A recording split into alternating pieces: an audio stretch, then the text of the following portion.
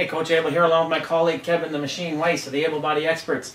And this is a Coach 'em Up, and we're talking specifically in this Coach 'em Up about training your back and how to get a good back. You can always tell an advanced physique, someone who puts in the work, by their leg, the depth of their leg development, not the size, but the depth, and the thickness of their back development, because it really separates the men from the boys.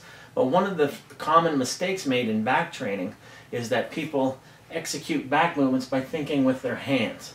So they grab the weight with their hands, whether it's a seated row or whether it's a bent row. And what they do, I'll angle myself to the camera, is they lock and unlock the arms as they pull.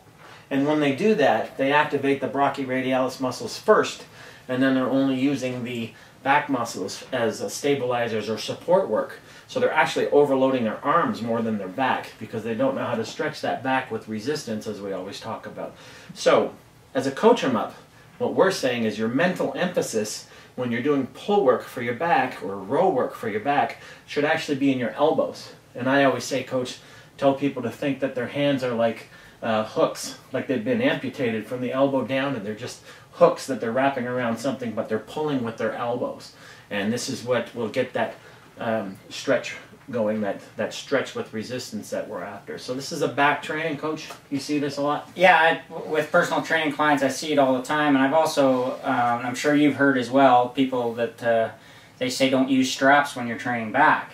And I'm exactly the opposite. I say you should use straps because that takes your hands out of the equation, and you can do what you were talking about, where you're thinking about pulling from the elbows down. With the elbows. Yeah, yeah. Mentally. And if you're concentrating on holding on to that, and maybe it's slipping out of your hands, you can't concentrate on pulling with your lats and from the elbows down. So anybody tells you don't use straps for your back work, they don't have your best interest in mind as far as back development goes. Or they don't understand much, because Coach, you bring up another good point. A chain is only as strong as its weakest link.